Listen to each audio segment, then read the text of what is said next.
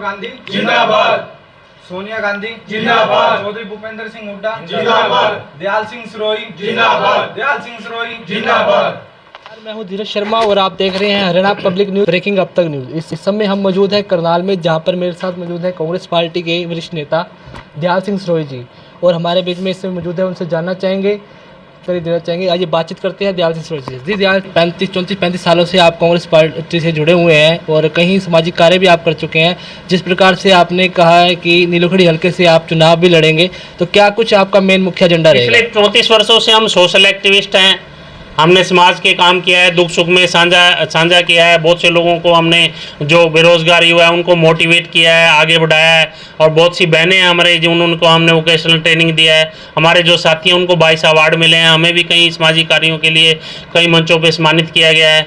तो हम लोग पिछले 25 साल से हम पार्टी में काम कर रहे हैं। हम यूथ कांग्रेस से शुरू किया था अभियान, और अभी कांग्रेस पार्टी की सेवा कर रहे हैं, लोगों की सेवा कर रहे हैं। हमारा जनसेवक जो होता है, सोशल एक्टिविस्ट जो होता है, उसको किसी बड़े पद की जरूरत नहीं होती, किसी महले के पद की जरूरत नहीं होती। पार्टी देती है तो हम सेवा करेंगे, और नहीं भी देती है तब भी हम सेवा पहले भी कर रहे हैं और सेवा आगे भी करते रहेंगे। तो हमारे बीच में पंडित जी भी मौजूद है। जी पंडित जी, आप क्या कहना चाहेंगे दयाल सिंह सरोई जी के बारे में?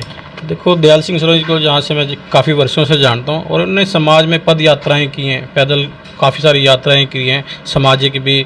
और अपने यहाँ पे पास में गांव हैं शामगढ़, यहाँ की औरतों को बहुत सारा मोटिवेट किया है जी। उनको कोई सिलाई मशीन खूब दिलाई हैं, उनको बहुत सारे मुनाफे दिलाए हैं, और जी काफ़ी सारे इन्होंने मतलब सामाजिक कार्य किए हैं। तो इनका साथ, पूरा साथ है आपका? बिल्कुल जी, पूरे साथ हैं। हमारे जितने भी सारे युवा साथी खड़े हैं, ये सब पूरे दिल से इनके साथ खड़े हुए हैं जी, और उनके साथ लगे रहेंगे। जी भाई साहब, क्या कहना चाहेंगे आप? मैं दयाल सिंह अंकल के साथ, मतलब कि जब से मैं पैदा हुआ, जब से देख रहा हूँ दयाल सिंह अंकल को। बिल्कुल 34-35 साल हो गया है राजनीति में। इन्होंने बहुत बढ़िया काम करे हैं। अभी पीछे हम सुल्तानपुर गए थे, तो वहाँ पर हमको लोग मिले, तो वहाँ पर पता लगा भी दयाल सिंह अंकल ने यहाँ 10-15 मकान भी बनवाए थे सरकार की मदद से। तो उन्होंने बहुत सारे काम किया, पैदल यात्रा भी करी है, ठीक है, कई बंदों का साथ भी दिया है, ठीक है। हम तन मन धन से अंकल के साथ खड़े हैं, और कंधा से कंधा मिला के। क्या कहना चाहेंगे? सर, दयाल जी को हम जो जानते हैं, उन्होंने बहुत बढ़िया काम किए हैं, बहुत सामाजिक कार्य करता है। और आसपास के जितने भी गांव हैं नीलोखड़ी हल्के में, उन्होंने बहुत काम किए हैं। हम दिल सिंह के साथ में हैं, और हर बार हम जब भी ये हमें बुलाते हैं, हम साथ में रहते हैं। और हर रैली में, हर जहाँ भी इनका आदेश होता है, वहाँ पे इनके साथ में रहते हैं, और कंधे से कंधा मिलाकर इनके साथ। नीलोखड़ी एक क्षेत्र में ये पंडित जवाहरलाल नेहरू जी पूजनीय हमारे पूर्व प्रधानमंत्री जी थे, उन्होंने नीलोखड़ी को बसाया है। तो हम नीलोखड़ी में दिखा देंगे कि काम कैसे होते हैं, क्यों हमें समझ आए, सिस्टम की समझ आए, सरकारी डिपार्टमेंट है, विभाग है, उनकी समझ आए, और लोगों की सहभागीदारी से क्या क्या चीज़ें हो सकती हैं, तो हम दिखा देंगे। अभी जो जिस तरह से नीलोखड़ी एरिया पिछड़ा हुआ है, तो हम उसमें विकास कार्य करके, नीलोखड़ी हो, निस्संग हो, त्रावड़ी हो, चाहे ग्रामीण एरिया हो, हम करके दिखाएंगे कि काम कैसे होते हैं। दयाल सिंह जी, एक सवाल हो रहा है मेरा आपसे। कहीं विधायक नीलोखड़ी से बनकर गए, कहीं आए नहीं, तो मेन लोगों का ये मुख्य एजेंडा है नीलोखड़ी वालों का कि भाई नीलोखड़ी में जैसे प्रेस चली गई, बस स्टैंड का विकास नहीं हुआ अभी तक, तो आपका क्या रहेगा मेन मोटिव इस चीज़ों को लेकर के? ये देखो, ये मूलभूत सुविधाएं हैं। और जो मैं समझता हूँ कि मैंने किताब लिखी है रचनात्मक भारत यात्रा, मैंने उसमें लिखा है कि मैं उसका जिक्र इसलिए कर रहा हूँ कि एक पेज पे मैंने लिखा है कि आज राजनीति की जो छवि है वो देश में गिरती जा रही है।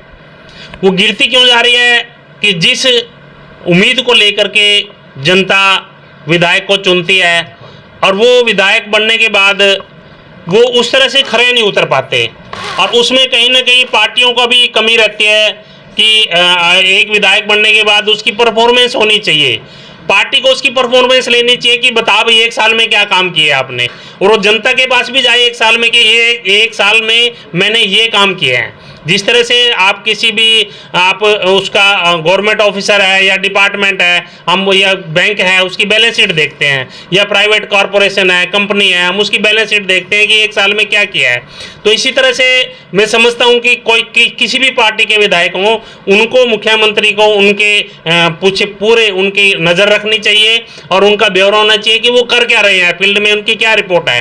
तो ये मूलभूत सुविधाएं, छोटी छोटी चीज़ें हमें कहते हुए शर्म आती है कि बस अड्डा है, आप मूलभूत सुविधाएं हैं, आप यहाँ का फेलियर है, यहाँ के जो विधायक जो भी बनते हैं कि यहाँ की प्रेस ही चली गई। आप नए प्रोजेक्ट तो लाने से रहे, जो प्रोजेक्ट पहले लगे हुए हैं वो भी कहीं और जा रहे हैं। तो इसका मतलब वहाँ गवर्नमेंट फेल है, वहाँ का विधायक फेल है। तो उसको चाहिए कि जो मेरे को नए प्रोजेक्ट दो, मुख्यमंत्री से रिक्वेस्ट करे। आप नए प्रोजेक्ट नहीं दे रहे तो मेरे एरिया से प्रोजेक्ट ले क्यों जा रहे हो जो पहले से हैं? 2 साल से अस्पताल बन रहा है अभी तक। हाँ, अस्पताल बन रहा है 2 साल से। अब देखो, अब वहाँ पे 2 साल से अस्पताल बन रहा है तो क्या परफॉर्मेंस है? आप कितने दिन में उसको तैयार करेंगे? कब उसकी मशीनरी आएगी? कब उसमें डॉक्टर आएंगे?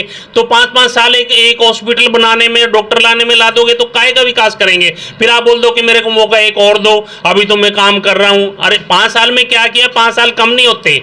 5 साल में जो जिस बच्चे की उम्र 13 साल है वो 18 साल का हो जाता है और वो वोट डालने के लायक हो जाता है या सब चीजें परिवार की जिम्मेदारियां संभालने के लायक हो जाता है। 5 साल कम नहीं होते। 5 साल की परफॉर्मेंस होनी चाहिए। जो भी विधायक कहीं भी बनता है, मैं किसी एक पार्टी की बात नहीं कर रहा, 5 साल में जनता में लेके जाए अपनी बैलेंस शीट की। इन 5 सालों में मैंने ये किया। वासियों को रोजगार को लेके क्या हो सकता है, आप डेवलपमेंट को लेके क्या हो सकता है, वहाँ की सड़कों को लेके क्या हो सकता है, शिक्षा को लेकर के क्या हो सकता है, नए प्रोजेक्ट क्या आ सकते हैं। तो वही अचीवमेंट MLA की होती है कि गली है, नाले हैं, ये जो कार्यक्रम है, ये विकास है, ये तो रेगुलर चलते हैं। गवर्नमेंट ग्रांट देती है, गवर्नमेंट का सिस्टम होता है, हर हल्के में कितनी ग्रांट जानी है, नली और गली तो बननी है।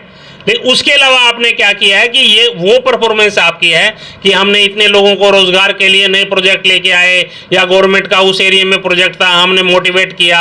शिक्षा में के लिए आपने क्या क्या प्रोग्राम किए, आपने महिलाओं के विकास के लिए क्या क्या लेके आए। आप नई चीज़ कोई यूनिवर्सिटी, कॉलेज और नई चीज़ें क्या क्या आपने स्थापित की। ये नहीं कि आपने सेंशन करवा दी, एक आप पत्थर लगवा दिया। मेरा किसी एक विधायक के प्रति ये बात नहीं कर रहा हूँ, मैं सभी की बात कर रहा हूँ कि आपने उसमें वो पत्थर लगाया है। 4 साल से वो प्रोजेक्ट शुरू करा है, मैं ये ले आया, ले कहाँ ले आए आप? आपने तो पत्थर लगाया, ले नहीं आए आप। लाने का मतलब ये होता है कि वो प्रोजेक्ट उसमें इंप्लीमेंट हो गया। जिस मकसद के लिए, जिस सब्जेक्ट के लिए आप उस प्रोजेक्ट को लेके आए थे, वो इंप्लीमेंट करना ही आपकी जिम्मेदारी है। इंप्लीमेंट कर लिया तो आप सक्सेस हैं। यदि इंप्लीमेंट नहीं कर पाए, अकेले पत्थर लगा दिया, बिल्डिंग की कंस्ट्रक्शन चल रही है, तो हम फेलियर हैं उस बात में। तो ये थे हमारे बीच में दयाल सिंह सरोई जी, जिन्होंने अपने बारे में और कांग्रेस पार्टी के बारे में, उनकी नीतियों के बारे में बताया और नीलोखड़ी वासियों से कहा कि अगर जनता मुझे आशीर्वाद देती है तो नीलोखड़ी की हर एक समस्या को पूरा करने का वह वादा करते हैं। हमारी आप सबसे अपील रही कि इस खबर को आप अधिक से शेयर करें। ऐसी तस्वीरें आप इस समय करनाल से देख रहे थे।